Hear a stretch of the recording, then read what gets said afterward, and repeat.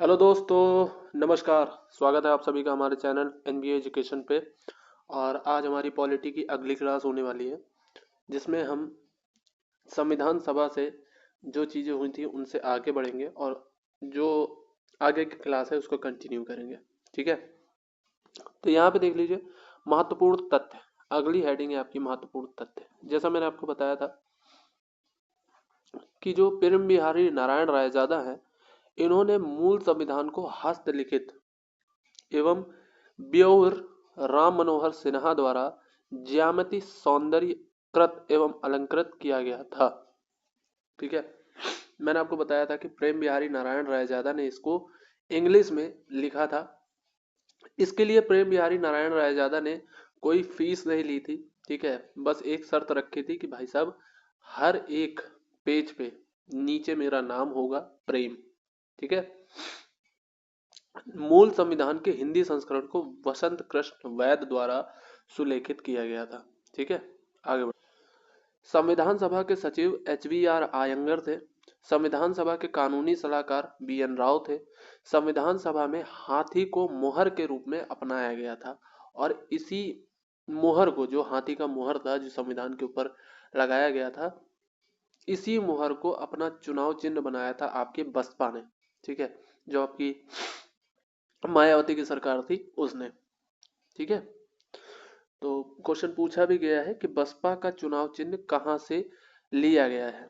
ठीक है, तो वो कहां से लिया गया है, तो संविधान सभा की मोहर से लिया गया है, हाथी। ओके, आगे बढ़ते हैं भाई। संविधान सभा की समितियों की बात करते हैं तो संविधान सभा में कुल 22 समितियां गठित की गई थी, जिसमें आपकी 8 बड़ी और 14 अन्य समितियां शामिल थी, जिसमें आपका संघ शक्ति समिति, संघीय संविधान समिति और इसके अलावा एक और थी भाई, नहीं लिखी हुई है। चलिए कोई बात नहीं, मुझे याद आएगा तो मैं अभी बता दूंगा। ठीक है, अभी याद रखना, संघ शक्ति समिति और संघीय संविधान समिति किसके अंडर गठित की गई थी, इसका अध्यक्ष कौन था, तो वो थे पंडित जवाहरलाल नेहरू। ठीक है, प्रांतीय संविधान समिति वो वल्लभ भाई पटेल। प्रारूप समिति भीमराव अम्बेडकर। मौलिक अधिकारों एवं अल्पसंख्यकों संबंधी परामर्श समिति के अध्यक्ष को इसको चुना गया था, वल्लभ भाई पटेल को चुना गया था। इस समिति की 2 उप समितियां भी थी। तो मौलिक अधिकार और अल्पसंख्यकों के लिए एक परामर्श समिति गठित की गई थी, जिसके अध्यक्ष थे सरदार वल्लभ भाई पटेल। तो मौलिक अधिकार के लिए एक उप समिति गठित की गई, जिसके आपके अध्यक्ष थे JB कृपलानी। और अल्पसंख्यक के लिए एक उप समिति गठित की गई थी, जिसके अध्यक्ष थे HC मुखर्जी। ओके, प्रक्रिया एवं नियम समिति, इसके अध्यक्ष थे आपके डॉक्टर राजेंद्र प्रसाद। और राज्यों के लिए समिति, राज्यों से समझौता। ठीक है, प्रांतीय समिति के जो अध्यक्ष थे वो तो थे आपके सरदार वल्लभ भाई पटेल, लेकिन जो राज्यों के लिए जो समिति थी, यानी कि जो उस समय 11 प्रांत और 4 कमिश्नरी प्रांत हुआ करते थे, उनके लिए जो समिति थी उसके अध्यक्ष थे पंडित जवाहरलाल नेहरू। संचालन समिति के अध्यक्ष थे डॉक्टर राजेंद्र प्रसाद। ठीक है, छोटी समितियों की बात करते हैं तो ये ज्यादातर पूछी नहीं जाती है, लेकिन आप फिर भी पढ़ लीजिए। तो संविधान सभा के कार्यों से संबंधित समिति GV मावलंकर। कार्य संचालन डॉक्टर KM मुंशी। कार्य संचालन समिति के अध्यक्ष कौन थे, डॉक्टर KM मुंशी। संचालन समिति नहीं, कार्य संचालन। ठीक है, कार्य संचालन, संचालन समिति के अध्यक्ष तो राजेंद्र प्रसाद है। कार्य संचालन समिति के अध्यक्ष कौन है, डॉक्टर KM मुंशी।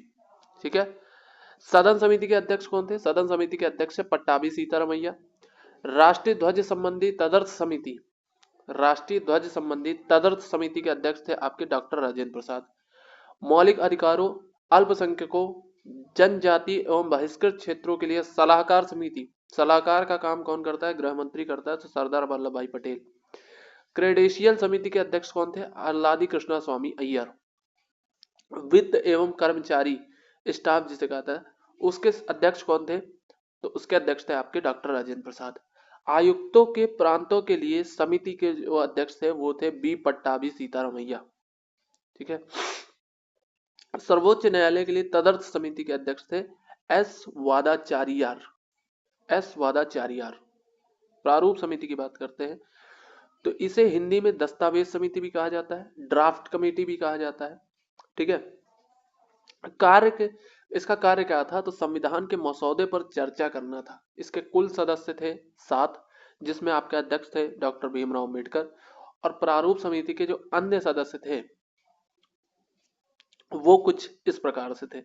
सबसे पहले डॉक्टर भीमराव अम्बेडकर, जो कि आपके पश्चिम बंगाल से चुन के आए थे, लेकिन पश्चिम बंगाल का जो एक बड़ा हिस्सा था जो आपका बाद में पूर्वी पाकिस्तान बन गया था, तो इस वजह से वो तो चला गया पाकिस्तान में, तो इनको बाद में बंबई से निर्वाचित करके संविधान सभा में लाया गया था। के.एम. मुंशी थे, उसके बाद मोहम्मद सादुल्ला थे, बी.एल. मित्र थे। ठीक है। बी.एल. मित्र के अलावा आपके जो अलग से थे वो थे अल्लादी कृष्णा स्वामी अय्यर, ये निर्दलीय चुने गए थे। ठीक है। गोपाल स्वामी अयंगर और डीपी खैतान। ठीक है। बी.एल. मित्र और डीपी खैतान के स्थान पे आए थे एन माधव राव और टी.टी. कृष्णामाचारी। ठीक है। क्या हुआ था, बी.एल. मित्र जो थे, बी.एल. मित्र की तबीयत खराब हो गई थी और इन्होंने इस्तीफा दे दिया था, तो इनकी जगह पे आए थे एन माधव राव, और डीपी खैतान की मृत्यु हो गई थी, इनकी जगह पे आए थे टी.टी. कृष्णामाचारी। ठीक है। प्रारूप समिति के सदस्यों में से केवल 2 के.एम. मुंशी और टी.टी. कृष्णामाचारी कांग्रेस के सदस्य थे, बाकी सभी आपके या तो निर्दलीय थे या तो किसी अन्य पार्टी से थे। ठीक है। प्रारूपण की समय सीमा क्या थी, तो प्रारूपण की समय सीमा, उसके ऊपर बात करते हैं। सॉरी। संविधान का जो पहला मसौदा तैयार किया था वो किया था बी.एन. राव ने। ठीक है। प्रारूप समिति का गठन किया गया था 29 अगस्त 1947 को, और इसकी पहली बैठक हुई थी 30 अगस्त 1947 को, यानी कि अगले ही दिन। जो इसका पहला मसौदा आया था, यानी कि पहला ड्राफ्ट जो इसका बनके तैयार हुआ था, वो तैयार हुआ था 21 फरवरी 1946 को। ठीक है। कुल बैठकें कितनी हुई थी, यानी कि इन्होंने मसौदा पहले ही तैयार कर लिया था भाई। ठीक है। मसौदा इन्होंने पहले ही तैयार कर लिया था। कुल बैठकें इसकी 141 हुई थी। ठीक है। भारत के संविधान की विशेषताएं क्या है, तो सबसे पहली विशेषता है लिखित एवं विस्तृत संविधान। लिखित एवं विस्तृत संविधान। भारत का संविधान एक विशेष संविधान सभा द्वारा बनाया गया है। भारत का संविधान विश्व का सबसे बड़ा लिखित संविधान है। मूल संविधान में प्रस्तावना 395 अनुच्छेद, 22 भाग और 8 अनुसूचियां शामिल थी। वर्तमान में संविधान में एक प्रस्तावना, लगभग 470 अनुच्छेद, 25 भाग और 12 अनुसूचियां हैं। ठीक है। संप्रभुत्व संपन्न राज्य। संप्रभुत्व संपन्न राज्य उसे कहते हैं जो अपनी आंतरिक और बाहरी नीतियों को स्वयं निर्धारित करता है, किसी के नियंत्रण में या किसी के अधीन नहीं होता। इस संबंध में भारत पूर्णतः स्वतंत्र है और संप्रभु संपन्न है। लोकतंत्रात्मक गणराज्य। भारत एक लोकतंत्रात्मक राज्य है, जिसका अर्थ है भारत का शासन भारतीय जनता द्वारा निर्वाचित प्रतिनिधित्व ही संचालित करेंगे। गणराज्य का अर्थ होता है कि राज्य के सभी नागरिकों को उनकी योग्यता के अनुसार सभी छोटे बड़े पदों पर पहुंचने का अधिकार होगा। भारत का राष्ट्रीय अध्यक्ष राष्ट्रपति निर्वाचित व्यक्ति होगा, ना कि ब्रिटेन की तरह अनुवांशिक व्यक्ति। ओके। एकल नागरिकता। भारतीय संविधान केवल एकल नागरिकता को मान्यता प्रदान करती है। भारत का प्रत्येक नागरिक केवल भारत का नागरिक होगा, ना कि किसी प्रांत जिसमें वह रहता है। ठीक है। दोहरी नागरिकता का अर्थ है कि संघ और दूसरे राज्यों की, जैसे अमेरिका जैसे होता है, अमेरिका में आप अगर न्यूयॉर्क में रहते हैं तो आप न्यूयॉर्क के सदस्य हैं और अमेरिका के भी सदस्य हैं। ठीक है। कठोर एवं लचीला संविधान। भारतीय संविधान कठोर और लचीलेपन का मिश्रण है। यह कठोर इसलिए है क्योंकि इसमें कुछ प्रावधानों के संशोधन करना अत्यंत कठिन है, इसके लिए विशेष प्रक्रिया का अनुसरण किया जाता है। एवं लचीला इसलिए है क्योंकि अधिकांश प्रावधानों को संसद द्वारा साधारण बहुमत से ही संशोधित किया जा सकता है। ठीक है। संसदीय सरकार। भारतीय संविधान में संसदीय प्रणाली के शासन का प्रावधान है, जो कि वेस्टमिंस्टर मॉडल ब्रिटेन पर आधारित है। ठीक है। वेस्टमिंस्टर मॉडल ब्रिटेन पर आधारित है।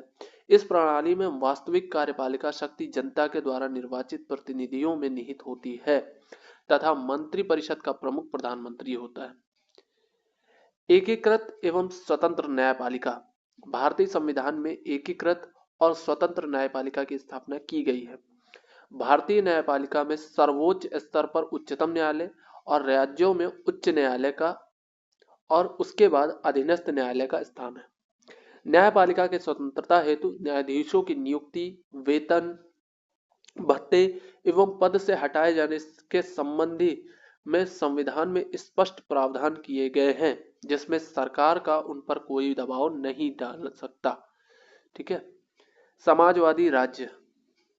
भारतीय संविधान समाजवादी राज्य की स्थापना करता है, जिसका संकेत प्रस्तावना में वर्णित सभी नागरिकों को आर्थिक न्याय, प्रतिष्ठा और अवसर में समानता दिलाने का संकल्प मिलता है। ठीक है। समाजवादी शब्द संविधान में 42वें संविधान संशोधन 1976 के द्वारा जोड़ा गया था। इसमें और क्या क्या जोड़ा गया था? तो समाजवादी, पंथ निरपेक्ष और अखंडता जैसे शब्द, 3 समाजवादी, पंथ निरपेक्ष और अखंडता जैसे शब्द जोड़े गए थे। वयस्क मताधिकार। संविधान में संसदीय शासन प्रणाली की व्यवस्था है। देश के सभी नागरिकों को अपना नेता चुनने का अधिकार है, अतः संविधान प्रत्येक वयस्क नागरिक को मत देने का अधिकार प्रदान करता है।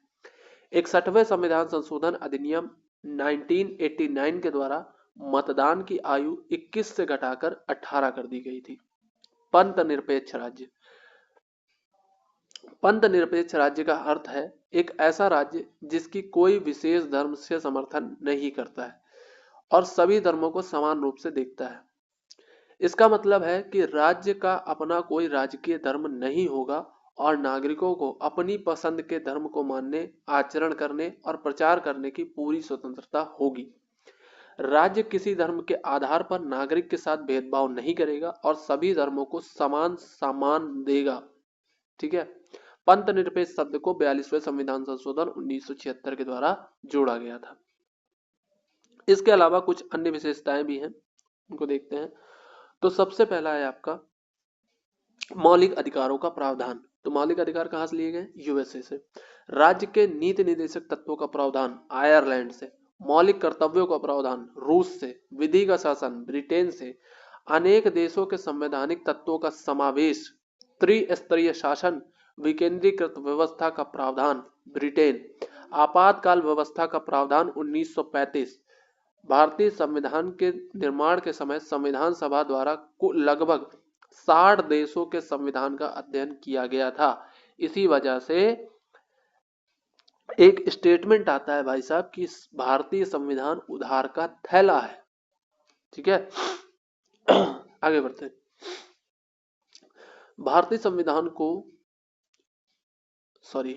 संविधान की प्रकृति देखनी है।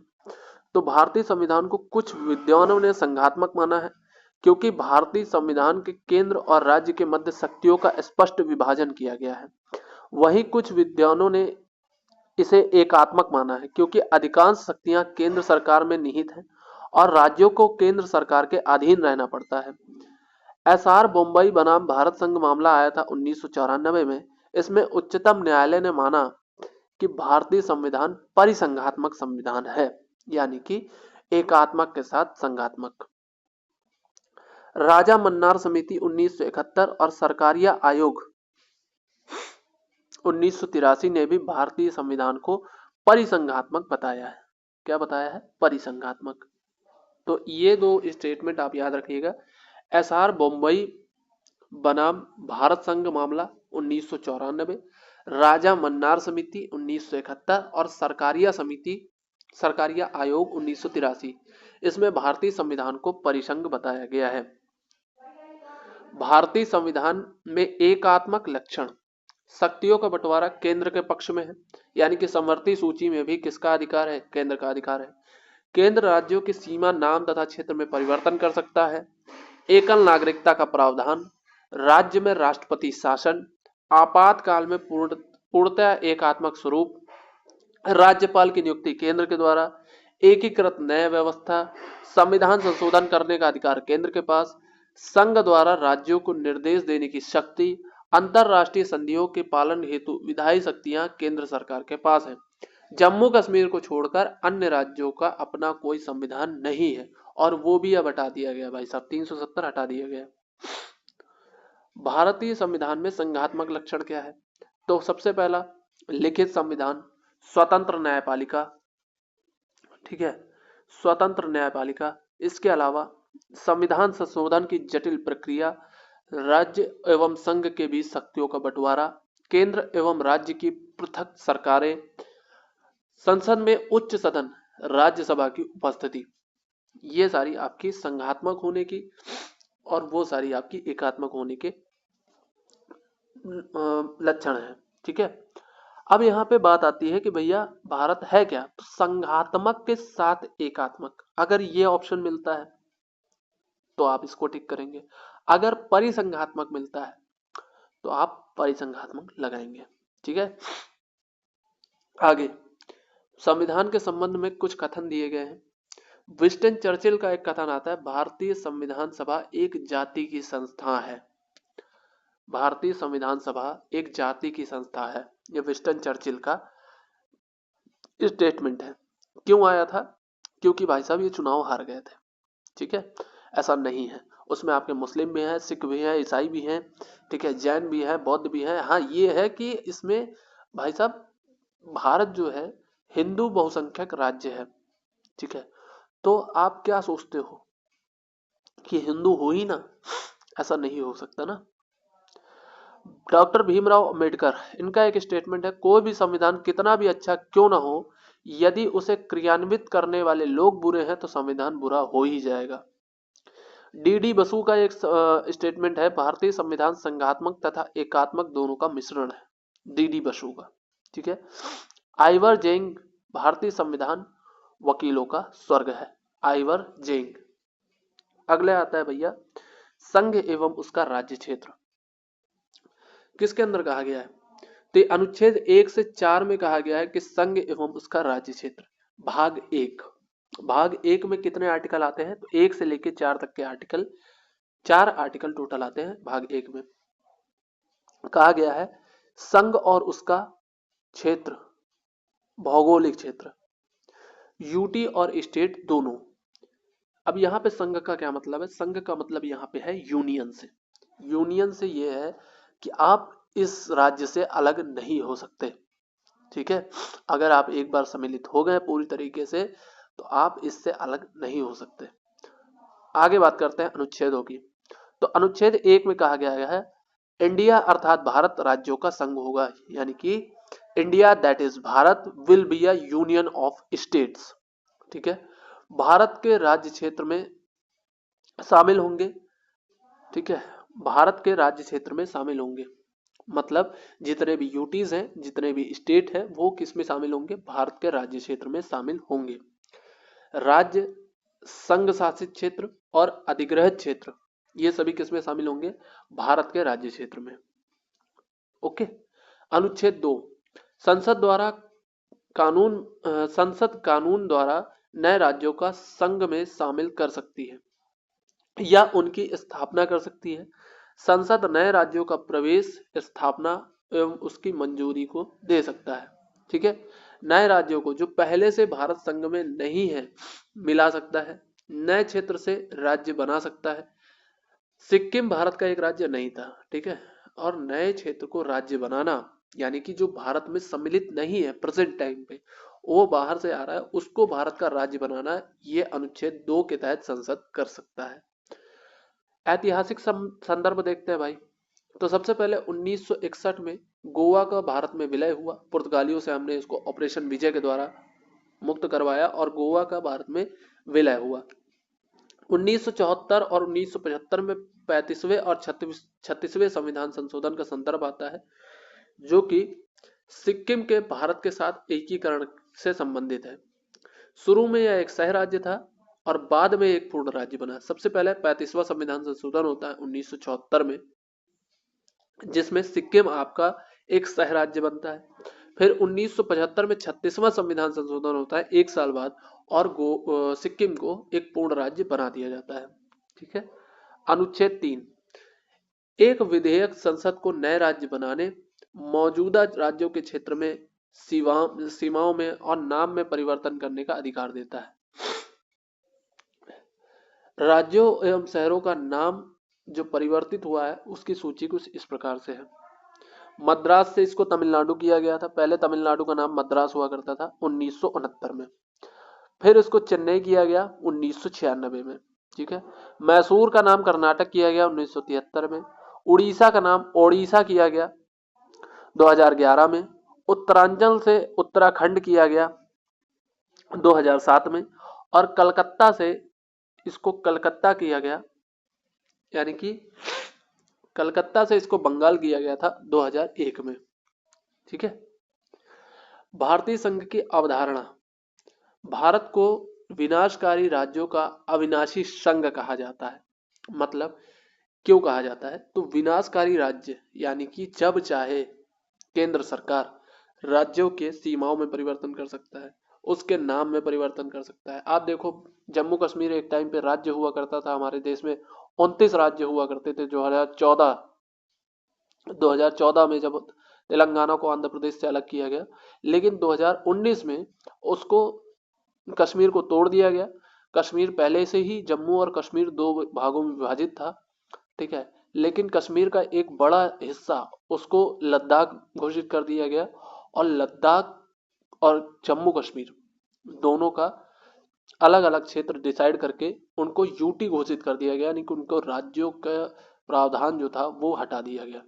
इसी तरह 2019 में ही जो आपका दादर नगर हवेली, दमन और दीव, ये दोनों एक अलग अलग यूटी हुआ करते थे, तो इनको एक में मर्ज कर दिया गया। इस वजह से आप देखते हो कि 29 राज्य थे, 29 से घट के 28 हुए। और जो आपकी 8 यूटी हुआ करती थी वो कितनी होनी चाहिए थी? वो अब होनी चाहिए थी भाई साहब 9, लेकिन हो कितनी गई? 8। क्यों? क्योंकि 2 यूटीज को एक साथ मर्ज किया गया तो एक कम हुआ और यहाँ पे एक बढ़ा दिया गया। तो इस वजह से आप देखते हो कि 28 राज्य और 8 केंद्र शासित प्रदेश भारत में इस समय उपस्थित हैं। ठीक है।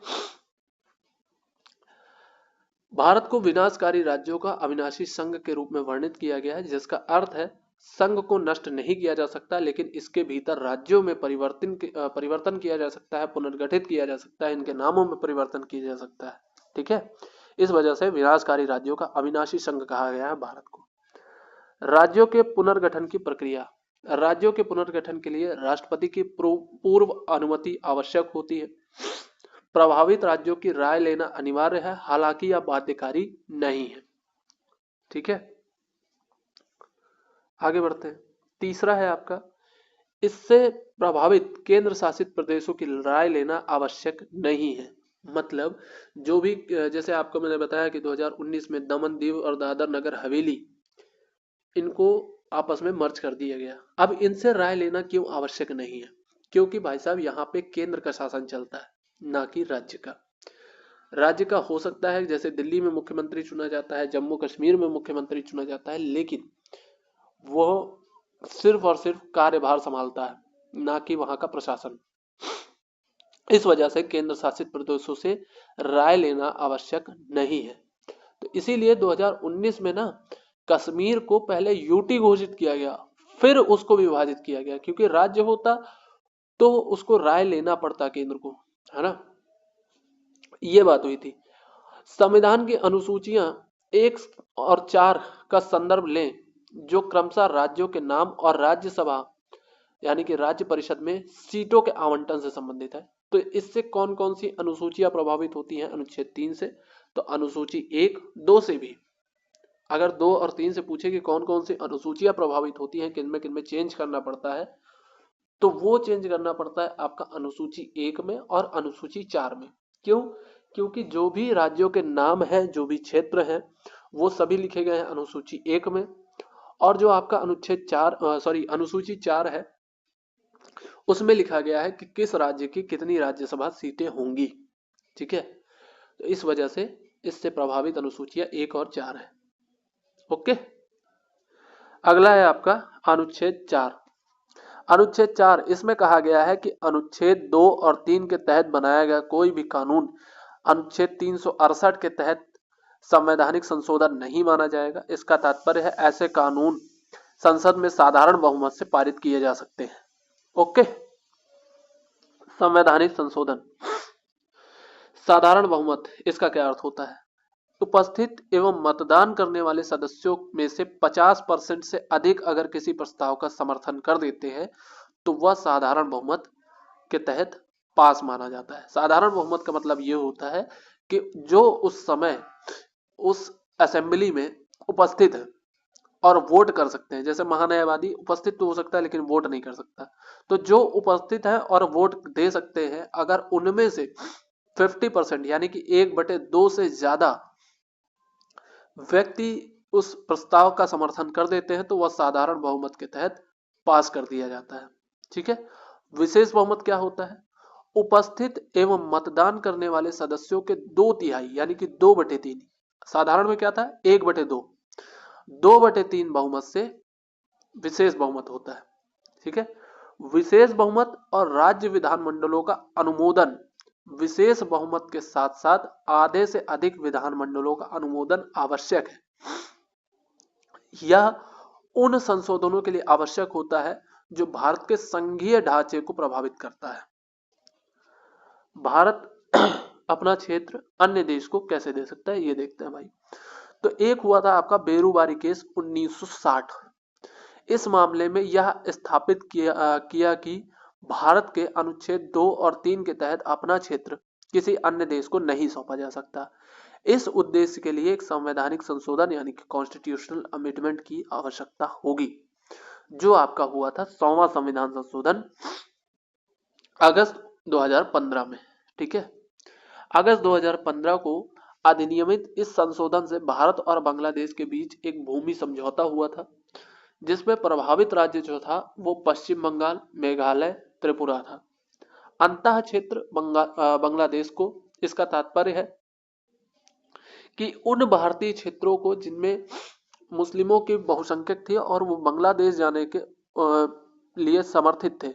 मतलब ये था कि जब आपका रेड क्लिफ भाई साहब जो आपकी सीमा डिसाइड कर रहे थे, वो क्या कर रहे थे ना, जो आपके पुलिस स्टेशन थे ना, उन पुलिस स्टेशनों को उन्होंने मैप पे मार्क किया कि यहाँ यहाँ पे ये पुलिस स्टेशन है, तो उन्होंने क्या किया, उन्हीं पुलिस स्टेशन को मिला दिया और एक सीमा डिसाइड कर दी। उनसे कोई मतलब नहीं था। ठीक है। स्टार्टिंग में क्या हो रहा था ना, स्टार्टिंग में जो लाहौर क्षेत्र था वो पंजाब का क्षेत्र था, तो लाहौर जो है वो भारत में आ रहा था। तो यहाँ पे जो आपके माउंटबेटन थे उन्होंने कहा कि भारत के पास तो कई सारे शहर हैं, मुंबई भी है, कोलकाता भी है, मद्रास भी है, दिल्ली भी है, तो आप एक काम करो, और पाकिस्तान के साथ पास फिर एक ही बसता है, कराची। चूंकि बलूचिस्तान जो है वो बहुत पिछड़ा इलाका है, इस्लामाबाद बाद में स्थापित किया गया था, तो आप एक काम करो, ये लाहौर का जो क्षेत्र है ये पाकिस्तान को दे देते हैं। तो इस वजह से लाहौर का क्षेत्र पाकिस्तान में चला गया था। ठीक है। तो इस वजह से क्या हुआ था, जब उन्होंने पुलिस स्टेशनों के बिंदु से मार्क किया और भाई साहब पूरा अलग कर दिया, तो कई सारे हिंदू क्षेत्र जो थे जो भारत में रहना चाहते थे वो बांग्लादेश में चले गए, और कई सारे मुस्लिम क्षेत्र जो कि आपके पाकिस्तान में रहना चाहते थे वो आपके, चूंकि उस समय बांग्लादेश पूर्वी पाकिस्तान हुआ करता था, तो इस वजह से वो कहाँ सम्मिलित हो गए, वो भारत में सम्मिलित हो गए, जो आपके मुख्य रूप से कहाँ पे थे, पश्चिम बंगाल, त्रिपुरा और मेघालय में। ठीक है। तो यहाँ के जो क्षेत्र जो बांग्लादेश में सम्मिलित होना चाहते थे, उन्होंने बेरूबारी नामक एक स्थान है वहां से केस किया 1960 में कि हमें बांग्लादेश में सम्मिलित कर दो, यानी कि पूर्वी पाकिस्तान में सम्मिलित कर दो। और वहां के जो हिंदू क्षेत्र थे बांग्लादेश के यानी कि पूर्वी पाकिस्तान के, उन्होंने केस किया कि भाई साहब हमें भारत जाना है, हमें भारत में पूरा ये गांव थोड़ी जा सकता है, तो आप हमें बांग्लादेश में सम्मिलित कर दो। तो ये बात उठी थी किसके सामने, तो ये उठी थी आपके पंडित जवाहरलाल नेहरू के सामने। उन्होंने कोशिश भी करी लेकिन वो सफल नहीं हो पाए, फिर अन्य सरकारों ने इस पे ध्यान नहीं दिया। फिर जब जनता सरकार आती है मोदी जी, तब इस पे बात करते हैं, और जो आपका 3 बीघा कॉरिडोर है उसको समझौते के तहत 100वां संविधान संशोधन होता है भारत बांग्लादेश के बीच में, और भारत के 111 मुस्लिम क्षेत्र बांग्लादेश में सम्मिलित किए जाते हैं और बांग्लादेश के 50 हिंदू क्षेत्र भारत में सम्मिलित किए जाते हैं। ये पूरी कहानी थी। ठीक है। अंतः क्षेत्र भारत को, इसका तात्पर्य उन बांग्लादेशी बस्तियों से है जिन्हें भारत में हस्तांतरित किया गया था। ठीक है।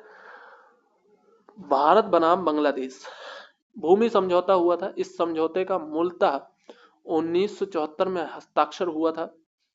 इसे 2015 में क्रियान्वित किया गया। इसका उद्देश्य दोनों देशों के बीच सीमा विवादों एवं बस्तियों के आदान प्रदान के माध्यम से सुलझाना था। ठीक है। देशी रियासतों का विलय। भारत में देशी रियासतों का विलय भारत की स्वतंत्रता के बाद एक महत्वपूर्ण घटना थी। 1947 में ब्रिटिश सरकार ने भारत को छोड़ने के बाद में भारत के लगभग 565 देशी रियासतें थी। इन देशी रियासतों को या तो भारत में सम्मिलित होना था या पाकिस्तान में, या वह खुद भी स्वतंत्र अपने आप को घोषित कर सकते थे। ठीक है। यानी कि ये कमीने थे इतने अंग्रेज कि इनको बोला गया था, रेडक्लिफ और माउंटबेटन को, कि आप जितना हो सके उतने भारत के टुकड़े करके आओ। तो इन्होंने क्या कहा कि जिसको, भैया भारत पाकिस्तान की तो सीमाएं इन्होंने अलग अलग कर दी। इन्होंने ये कहा कि जिसको पाकिस्तान में सम्मिलित होना है पाकिस्तान में सम्मिलित हो जाओ, जिसको भारत में सम्मिलित होना है जिसको भारत में सम्मिलित हो जाओ, और जिसको फ्री रहना है, अब जो अपना देश चला सकता है, वो अपना स्वतंत्र अपने आप को घोषित कर दो।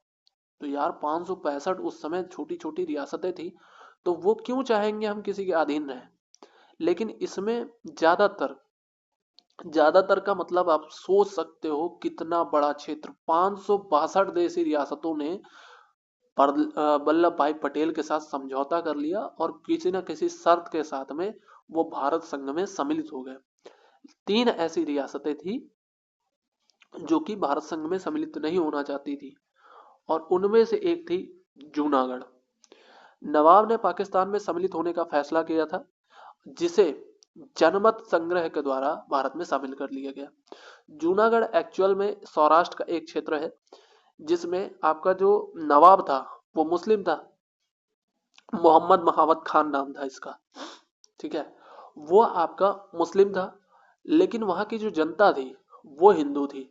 इस वजह से जनमत संग्रह जब कराया गया तो लगभग 99% वोट भारत के पक्ष में पड़े थे, और इसमें आपका भारत की विजय हुई थी। और मतलब विजय क्या, भारत के पक्ष में ज्यादा वोट पड़े थे। इस वजह से उस पत्र के आधार पर जूनागढ़ को भारत में सम्मिलित कर लिया गया। हैदराबाद के जो निजाम थे वो भारत में सम्मिलित होने से इनकार कर रहे थे, लेकिन जो आपका ऑपरेशन पोलो था, ठीक है, ऑपरेशन पोलो, भारत सरकार ने एक पुलिस कार्रवाई की थी ऑपरेशन पोलो, और इसे भारत में सम्मिलित कर लिया था। कश्मीर के जो राजा थे, ठीक है, हरि सिंह, उनका एक प्रधानमंत्री था अब्दुल, उसने इनको ज्ञान दे दिया था कि भाई साहब आप न पाकिस्तान में जाओ न भारत में जाओ, आप एक काम करो अपना देश अलग घोषित कर दो। लेकिन यहाँ पे क्या था ना, यहाँ पे जो जनता थी वो मुस्लिम थी और राजा जो था वो हिंदू था। तो ये इतना मूर्ख आदमी था, इसने अब्दुल के साथ हाथ मिला लिया और अपने आप को स्वतंत्र घोषित कर दिया। और अब्दुल ने जाके मोहम्मद अली जिन्ना को ये बात बता दी, और मोहम्मद अली जिन्ना ने कबायली आतंकवादी जो थे उनको कह के, उनको घूस खिला के, उनको हथियार दे के कश्मीर पे हमला करवा दिया। फिर जो पाकिस्तान का जब हमला हुआ, तब जो हरि सिंह थे वो भारत के विलय पत्र पर हस्ताक्षर करते हैं अक्टूबर 1948 में। ठीक है। तो भारत अपनी सेना भेज के उन लोगों को रोकता है, लेकिन पूरी तरीके से नहीं रोक पाता है। तो जहां तक पाकिस्तानी घुस आए थे, तो वहां तक का जो क्षेत्र है वो पाक अधिग्रहित कश्मीर यानी कि पीओके, पाक ऑक्युपाइड कश्मीर कहलाता है। ठीक है। तो ये बात थी भाई साहब। चलिए आज के लिए इतना ही, मिलते हैं आपसे नेक्स्ट वीडियो में। तब तक के लिए ख्याल रखिए अपना, पढ़ाई करते रहिए और ऐसे ही वीडियोस आते रहेंगे। ठीक है। सब्सक्राइब कीजिएगा हमारा चैनल एनवी एजुकेशन और अपने दोस्तों के साथ जरूर शेयर कीजिएगा। धन्यवाद।